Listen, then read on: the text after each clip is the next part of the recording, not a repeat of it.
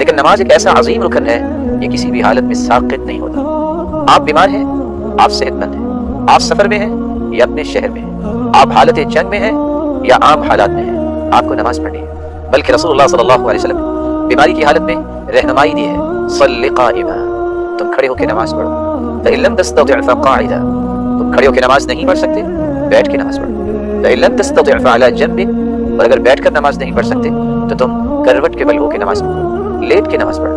وفی روایت اخرى، اور دوسری روایت میں آتا ہے فأومئ ایماء، تم اشارے سے بھی نماز پڑھو گے، رب تعالیٰ تمہیں پوری نماز کا ثواب نصیب فرمائیں گے۔ صحیح بخاری کی روایت ہے، رسول اللہ صلی اللہ علیہ وسلم نے فرمایا اذا مرض العبد او سافر كتب له ما كان يعمل مقيما صحيحا، جو شخص سفر کرتا ہے یا بیمار ہو جاتا ہے، بلا شبہ بیماری کی حالت میں، سفر کی حالت میں وہ خشوع تو نصیب نہیں ہوتا جو انسان کو صحت کی حالت میں نصیب ہو سکتا ہے، اور اپنے ہی شہر میں، اپنے ہی گھر کے قریب کسی مسجد میں پڑھتا ہے۔ اللہ کے پیارے پیغمبر کا فرمان سنیے، کوئی سفر میں ہو یا وہ بیمار ہے، رب تعالیٰ اسے اس نماز کا اجر نصیب فرماتے ہیں جو اس نے خوبصورت نماز پڑھی ہوتی ہے۔ نماز کیا ہے، نماز کے ثمرات کیا ہیں، یہ ایک مسلمان کو سمجھنا چاہیے۔ جس طرح روزہ رکھنا ضروری ہے، اسی طرح اس سے ضروری یہ ہے کہ ہماری فرض نماز میں کوئی کوتاہی نہ ہو، یہ بر وقت ادا کی جائے۔ عربی زبان میں الصلاۃ نماز کو کہتے ہیں، اس کا مطلب نماز پڑھنا بھی ہے، دعا کرنا بھی ہے، تسبیح کرنا بھی ہے، کسی چیز پر متوجہ ہونا بھی ہے، برکت دینا بھی ہے۔ جو انسان نماز پڑھتا ہے جس میں اللہ کی تسبیح اور دعائیں بھی ہیں، اور قلب و قالب سے متوجہ ہو کر جب رب تعالیٰ کے سامنے کھڑا ہو جاتا ہے تو رب تعالیٰ اسے برکتوں سے بھی نوازتے ہیں اور رحمتوں سے بھی نوازتے ہیں۔ اس لیے نماز کی اہمیت کو بیان کرتے ہوئے رسول اللہ صلی اللہ علیہ وسلم نے فرمایا رأس الامر الاسلام وعمودہ الصلاۃ، سب سے بڑا کام اسلام ہے، دین کی بنیاد اسلام ہے اور اس کا ستون نماز ہے۔ بچوں کو ابتدائی سالوں میں ہی نماز کی رغبت دلاؤ، آپ کا فرمان معظم ہے مروا اولادکم بالصلاۃ وهم ابناء 7 سنین، جب بچے 7 سال کے ہو جائیں ان کو نماز کا حکم دو، واضربوهم علیہا وهم ابناء 10، اور جب ان کی عمر 10 سال ہو جائے اور وہ نماز نہ پڑھے تو انہیں ادب بھی سکھاؤ، ان کو مار کے بھی نماز پڑھاؤ۔ وفرقوا بینہم فی المضاجع، اور ان کے بستر جدا جدا کر دو، بہن بھائی، بھائی بھائی، اور آپس میں 2 بہنیں، ان کے سب کے بستر جدا کر دو۔ یہ وہ تربیت کے پہلو ہیں جو رسول اللہ صلی اللہ علیہ وسلم نے امت کو دیے، جیسا کہ سنن ابی داؤد اور جامع الترمذی کی روایت ہے۔ رسول اللہ صلی اللہ علیہ وسلم پر قرآن نازل ہوتا ہے کہ نماز ہر حال میں فرض ہے۔ فَإِنْ خِفْتُمْ فَرِجَالًا أَوْ رُكْبَانًا فَإِذَا أَمِنْتُمْ فَاذْكُرُوا اللَّهَ كَمَا عَلَّمَكُمْ مَا لَمْ تَكُونُوا تَعْلَمُونَ، اگر تم حالت خوف میں ہو تو پیدل ہو یا سوار، جیسے ممکن ہو نماز کو ادا کرو، لیکن جب حالت امن میں آ جاؤ تو اللہ رب العزت کا ذکر کیا کرو، اذکروا اللہ کما علمکم ما لم تکونوا تعلمون، پھر اللہ کا ذکر اس طریقے کے مطابق کرو جس طرح اللہ نے تمہیں سکھایا ہے اور تم نہیں جانتے تھے۔ نماز یہ تو رسول اللہ صلی اللہ علیہ وسلم کی آخری وصیت ہے، آپ صلی اللہ علیہ وسلم نے امت کے لیے کتنا خوبصورت پیغام چھوڑا ہے۔ صحیح الجامع کی روایت ہے کان آخر کلام رسول اللہ صلی اللہ علیہ وسلم الصلاۃ اتقوا اللہ فیما ملکت ایمانکم، نماز کا خیال کرنا اور اللہ سے ڈر جانا اپنے ماتحتی میں کام کرنے والوں کے معاملات میں، بلکہ رسول اللہ صلی اللہ علیہ وسلم کی زندگی کا آخری عمل بھی نماز ہی تھا۔ سیدہ عائشہ رضی اللہ تعالی عنہا روایت کرتی، صحیح بخاری اور صحیح مسلم کی روایت ہے لما مرض رسول اللہ صلی اللہ علیہ وسلم، جب رسول اللہ صلی اللہ علیہ وسلم بیمار ہوئے، فخرج یہادی بین رجلین، تو 2 آدمیوں کے درمیان اللہ کے پیارے پیغمبر نے اپنے آپ کو 2 آدمیوں کے درمیان دونوں پہ ٹیک لگا کے چلتے ہوئے مسجد کی طرف آئے، اور سیدہ عائشہ فرماتی ہیں کأنی انظر رجلی تحطان من الوجع، اللہ کے رسول صلی اللہ علیہ وآلہ وسلم کے دونوں پاؤں کو میں دیکھ رہی تھی کہ وہ کمزوری کی وجہ سے، تکلیف کی وجہ سے زمین پر کھسٹ رہے تھے، اور اس حالت میں بھی آپ صلی اللہ علیہ وسلم مسجد میں آ کے انہوں نے نماز پڑھی۔ اور اس لیے عبداللہ ابن مسعود رضی اللہ تعالی عنہ تو یہ کہا کرتے تھے لو انکم صلیتم فی بیوتکم لترکتم سنت نبیکم ولضللتم عن سواء السبیل، اگر تم نے بغیر کسی شرعی عذر کے گھروں میں نمازیں پڑھنا شروع کر دی اور تم مسجدوں میں نہ گئے تو تم نبی کی سنت کو ترک کر دو گے، اور اگر تم نے نبی کی سنت کو ترک کر دیا لضللتم عن سواء السبیل، تم سیدھی راہ سے گمراہ ہو جاؤ۔ نماز یہ دنیا اور آخرت کی کامیابیوں کا ایک بہت بڑا سبب ہے۔ اللہ عز وجل اس لیے قرآن مجید میں فرماتے ہیں قد افلح المؤمنون الذين هم في صلاتهم خاشعون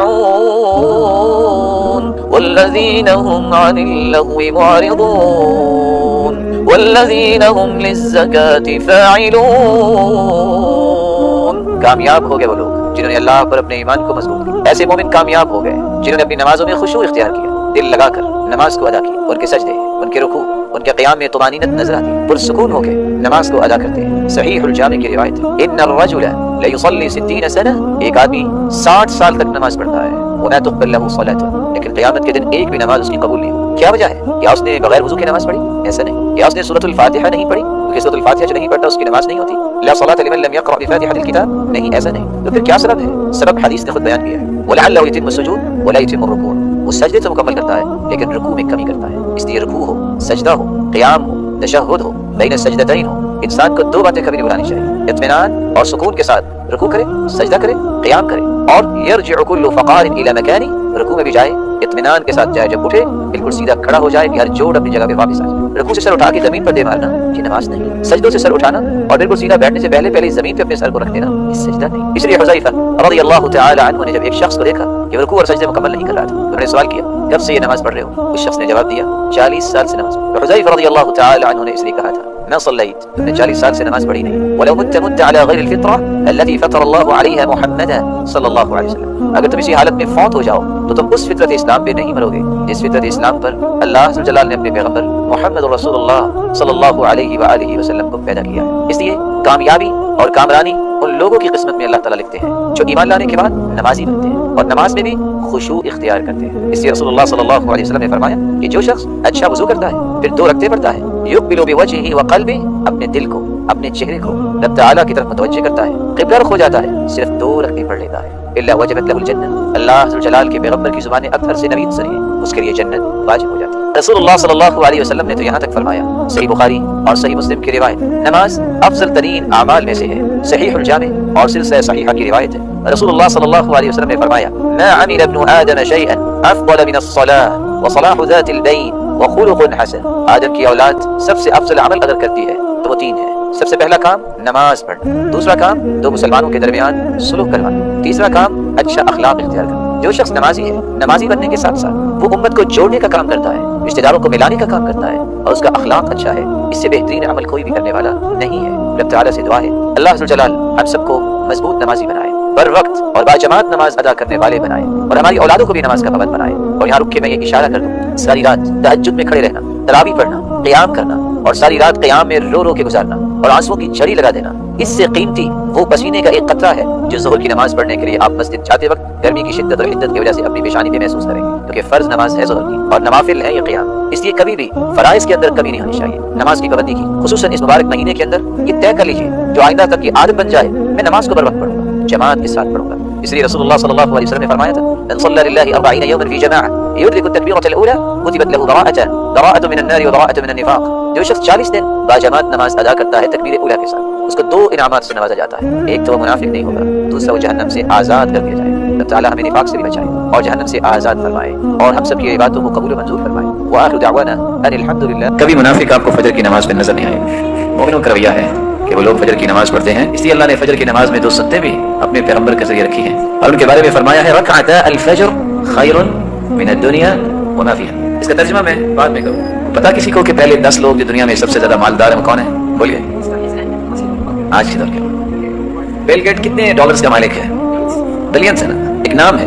کہ جتنی دنیا کا مالک بل گیٹس ہے وہ تو صرف اس پیسے کا مالک ہے، دنیا کا مالک نہیں ہے. حدیث کہتی ہے رکعتا الفجر خیر من الدنیا وما فیہا. ڈالرز کی بات نہیں ہو رہی، یہ ڈالرز اور یورو اور دینار اور درہم اور ریال اور کپس اور ین اور رنگٹ یہ سارے کے سارے عملے نہیں.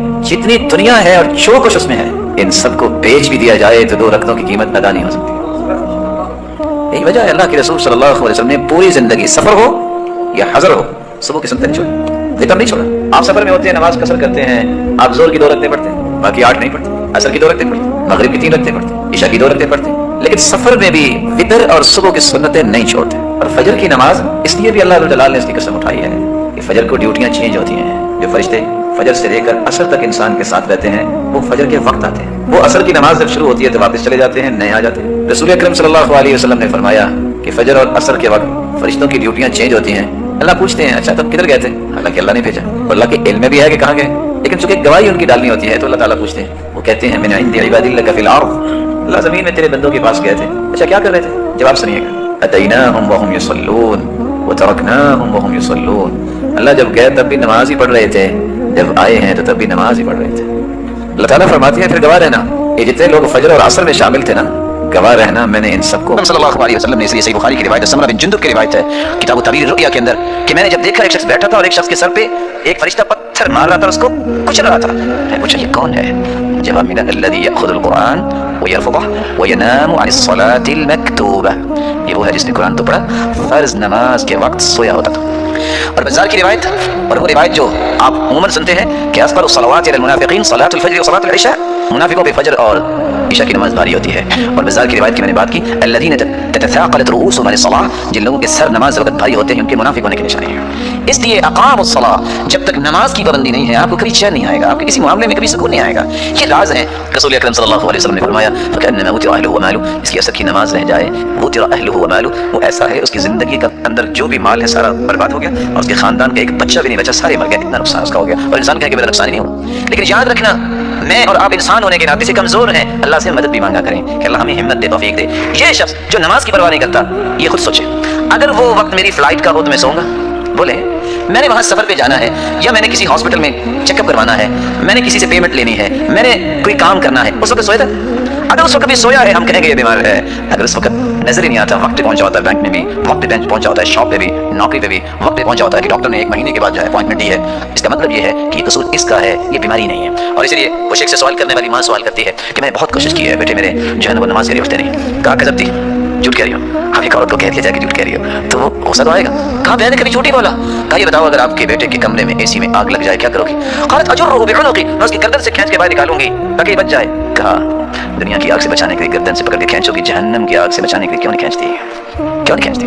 अल्लाह से दुआ कीजिए अल्लाह हमें इस काम को करने की तौफीक अता फरमाए। और ये काम मेरी जिंदगी का असल मकसद है, ये कोई अनोखा काम नहीं है, मुझे अल्लाह ने पैदा इसलिए किया है कि अगर मैं 24 घंटों में आध घंटा अल्लाह को नहीं दे सकता, इसका मतलब ये है कि मैं अपने आप से जुल्म कर रहा हूँ। और यही बात हदीस खुद से बयान कर दी है, तफर्रग़ लिइबादती, मेरे बंदे इबादत के लिए अपने आप को फारिग कर लो, कम से कम इतना वक्त तो निकाल लो। मैं क्या करूंगा उसके नतीजे में? सिर्फ इबादत नहीं, अमलअ यदैका रिज़्क़ा, मैं तेरे हाथों को रिज़्क़ से भर दूंगा, तुझे संभाला नहीं जाएगा।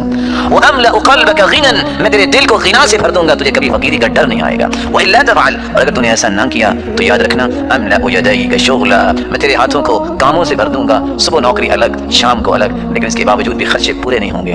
और वलम असुद्द फ़क़रक, और तेरी फ़कीरी को मैं ख़त्म नहीं करूंगा, बल्कि हर वक्त तेरा रोना ही रहेगा। अल्लाह रब्बुल इज़्ज़त हमें महफूज़ फरमाए।